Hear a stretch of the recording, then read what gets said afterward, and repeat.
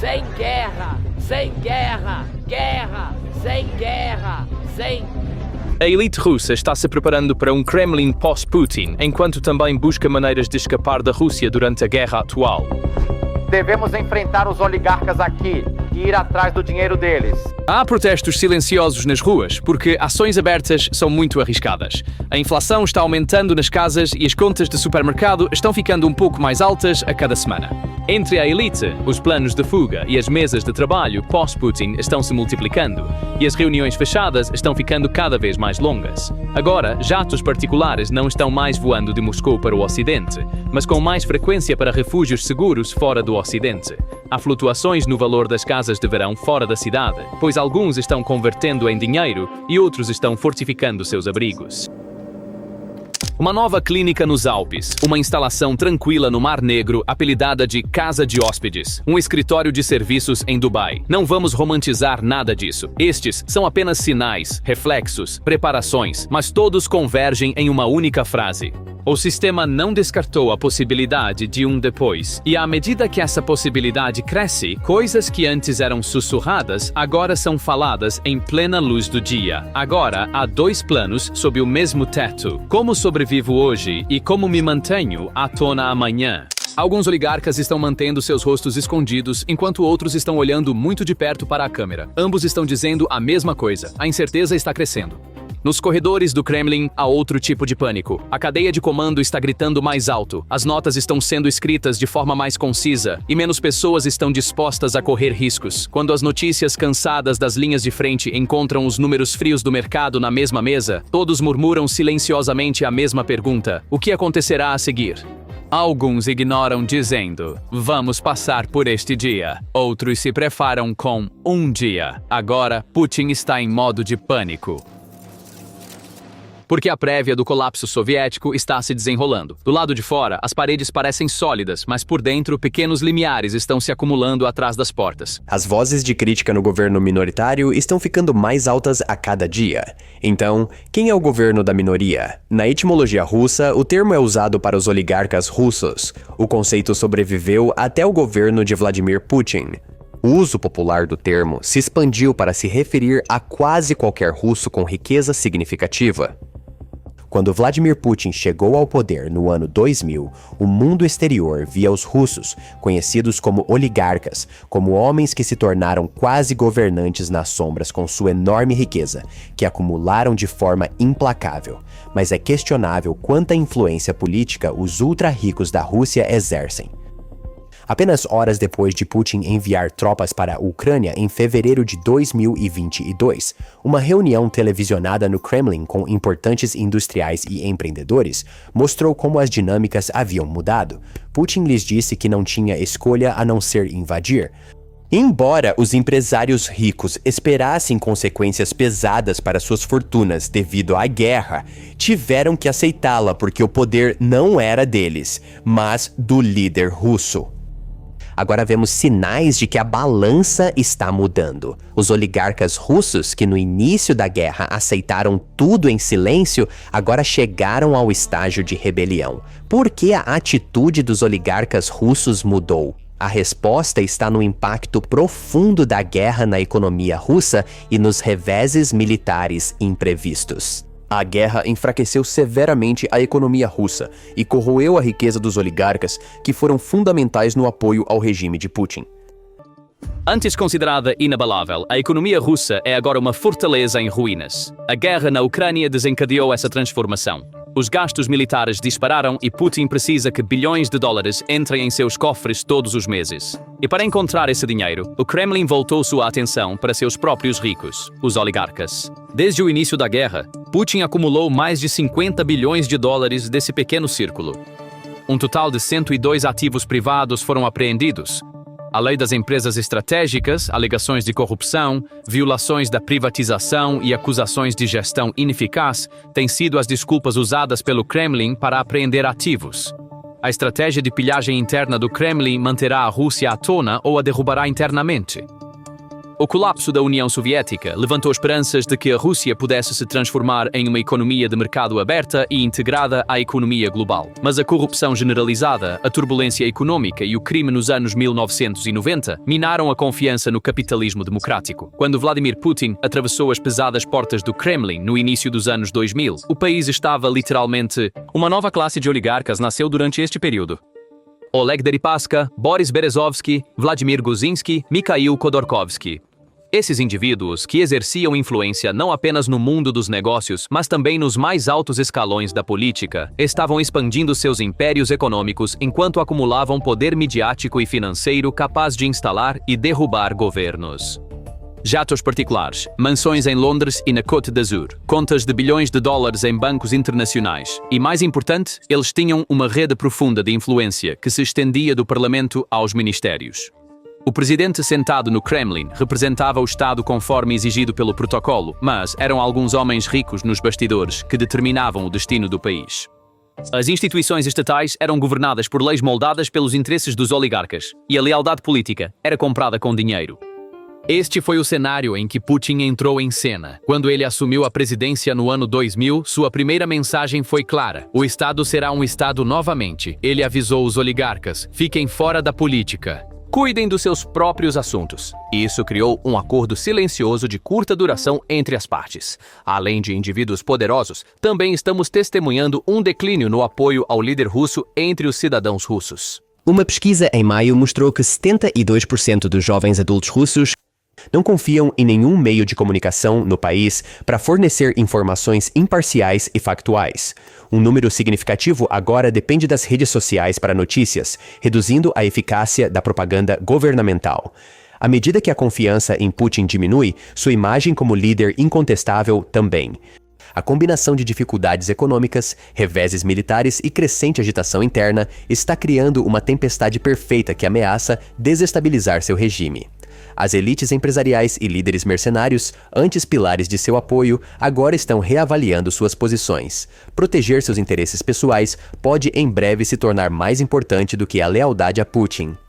Embora a conversa sobre um golpe permaneça especulação, as condições que poderiam precipitar tal evento estão se tornando mais evidentes. A combinação de oligarcas insatisfeitos, líderes militares desiludidos e uma população que já não está isolada dos efeitos da guerra apresenta um desafio formidável à autoridade de Putin. Mas será que Vladimir Putin está ciente do perigo iminente? Relatos sugerem que Putin está profundamente ciente de sua posição precária. Ele teria redirecionado suas defesas aéreas na frente ucraniana para proteger o Kremlin e sua residência pessoal em Sochi. Isso indica uma preocupação crescente com sua própria segurança e a segurança de seu círculo íntimo. Mas o regime de Putin pode cair? Para ditaduras pessoais como o regime de Putin, a maior ameaça muitas vezes vem de dentro do próprio regime. Quanto menos democrático é um regime, menos pessoas o ditador pode contar para se manter no poder. O outro lado disso é que Putin poderia cair se perder o apoio de talvez apenas algumas centenas de pessoas.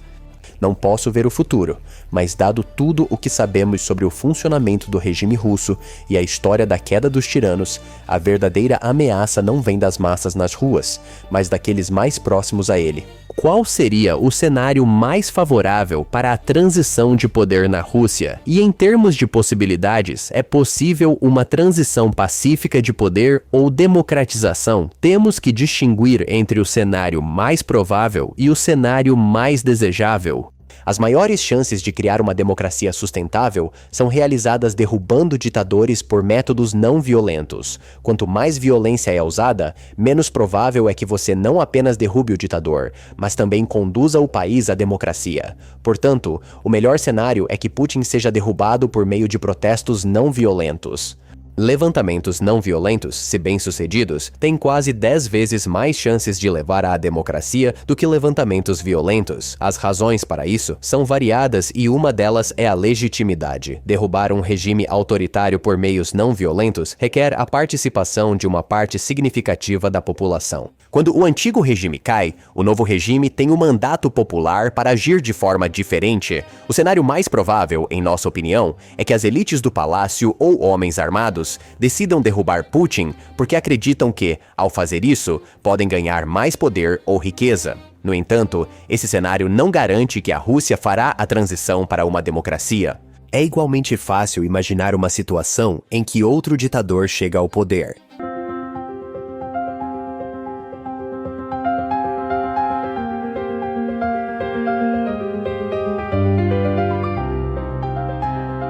Desde que os oligarcas não cruzassem as linhas vermelhas traçadas pelo Kremlin, eles conseguiam proteger sua riqueza e continuar a crescer à sombra do Estado.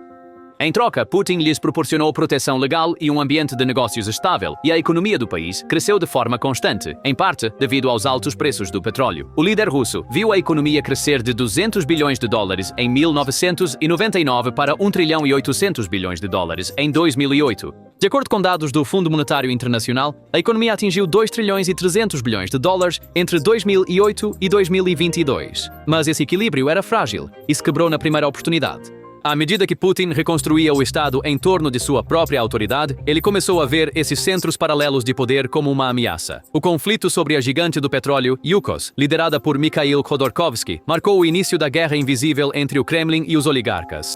Quando Khodorkovsky começou a pedir reforma política, sua empresa bilionária foi confiscada e ele foi enviado para uma prisão na Sibéria. Esta foi uma mensagem clara para os outros: a política era monopólio do Kremlin. A partir daquele dia, ou se mostrava lealdade absoluta a Putin, ou todo o império desmoronaria da noite para o dia. Boris Berezovsky também perdeu seu reinado por não demonstrar lealdade. Berezovsky foi um dos empresários mais poderosos dos anos 1990. Ele era um acadêmico com formação em matemática, mas fez sua fortuna no capitalismo selvagem que surgiu após o colapso da União Soviética.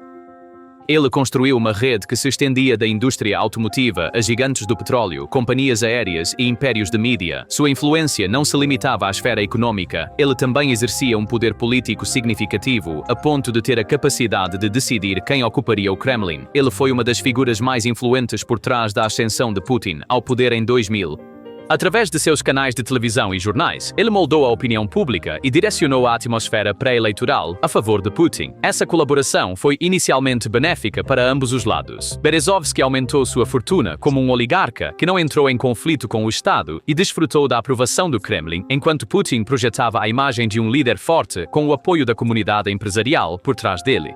Mas o momento em que o equilíbrio de poder mudou veio rapidamente, quando Berezovsky começou a criticar as políticas do Kremlin, particularmente em relação à guerra na Chechênia e à liberdade de imprensa. A tolerância de Putin diminuiu repentinamente. O Estado mirou seu maior poder, a mídia. O canal de televisão ORT, que ele controlava, passou para o controle estatal por meio de pressão e manobras legais. Suas empresas de petróleo e outros investimentos foram então cercados por investigações fiscais e processos judiciais. Em 2001, Berezovsky, outrora um dos aliados mais poderosos do Kremlin, foi rapidamente declarado inimigo. Ele fugiu para Londres, deixando para trás uma parte significativa de sua fortuna. Um mandado de prisão foi emitido contra ele na Rússia. Ele foi julgado à revelia, passou seus anos no exílio conduzindo campanhas políticas contra a Rússia, entrando com processos em tribunais internacionais e tentando manter sua influência em declínio.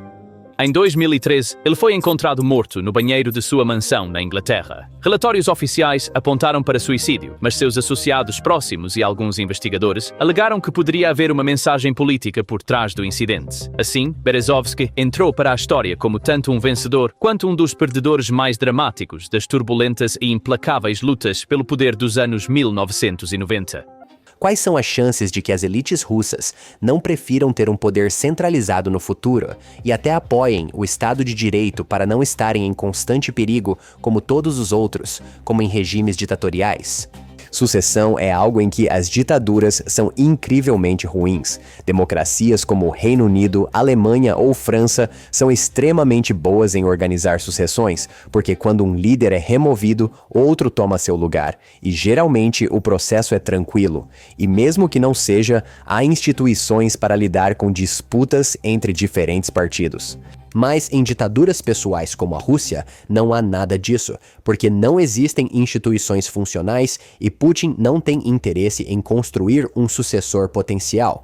Assim que você constrói um sucessor potencial, cria um centro de poder diferente, e isso pode se tornar um risco. Este não é um problema novo. Ele existiu ao longo da história. Até mesmo monarcas na Idade Média enfrentavam dificuldades em como organizar a sucessão de forma eficaz. Quando você observa as elites do regime em torno desses ditadores ou reis, a preocupação delas muitas vezes não é com uma pessoa em particular, mas com a continuidade da existência do próprio sistema. É o sistema que lhes dá poder e oportunidades de enriquecimento. Se Putin morrer de um ataque cardíaco amanhã, o cenário mais provável é que as elites do regime tentem se unir em torno de uma nova figura que continuará a governar o regime. O cenário de pesadelo, é claro, seria um colapso completo, que levaria a uma queda livre onde as coisas poderiam escalar ao ponto de uma guerra civil. Acho que muito depende de como Putin deixa o cargo. Há uma teoria de que, se os ditadores são autorizados a morrer de causas naturais, isso geralmente significa que as elites do regime já identificaram alguém que poderia ser um candidato de consenso.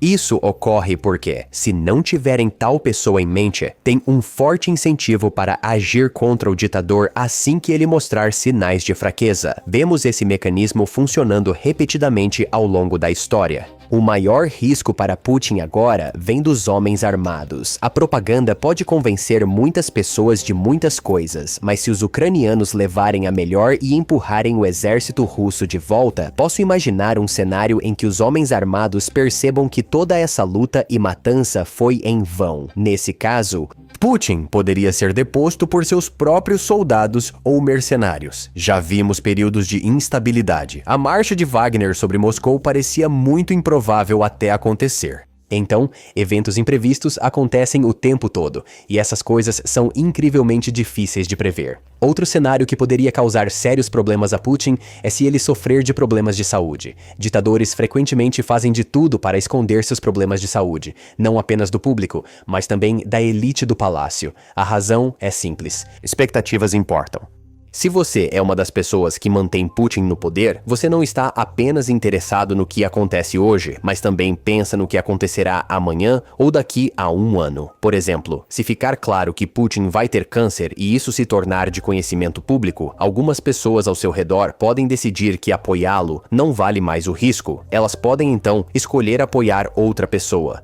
O que as pessoas comuns ou a sociedade civil podem fazer para mudar o equilíbrio de poder, para influenciar o humor das elites? Para dizer a verdade, a influência dos russos comuns é severamente limitada. E isso, é claro, não é coincidência, porque o governo russo gastou muito tempo e recursos tentando reduzir a ameaça das ruas.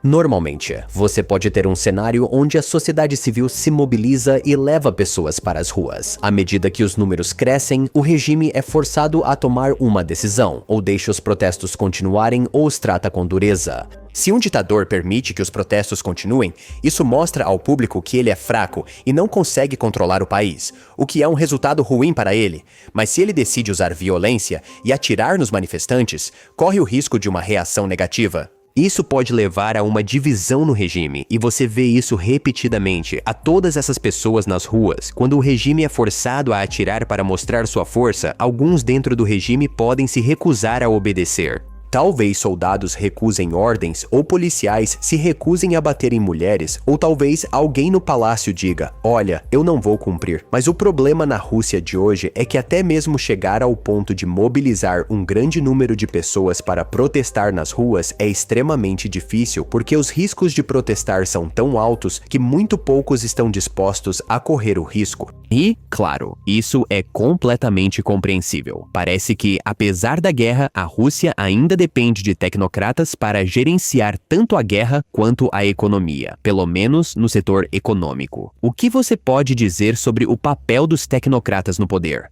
É importante entender que a incompetência é uma característica fundamental das ditaduras. Ditadores priorizam a preservação do poder acima de tudo, e para se manterem no poder, eles só precisam agradar a um pequeno número de pessoas. Isso os leva a promover pessoas que jogam bem o jogo. As pessoas que têm sucesso nesses sistemas são aquelas que não darão más notícias ao ditador. Em vez disso, tentam convencê-lo de que tudo está indo conforme o planejado. Por exemplo, que a Ucrânia será conquistada em 3 dias. Obviamente, ser bom em seguir essas regras não está necessariamente associado à competência, mas o que você vê na Rússia com esses tecnocratas é algo a que uma ditadura quase nunca está acostumada.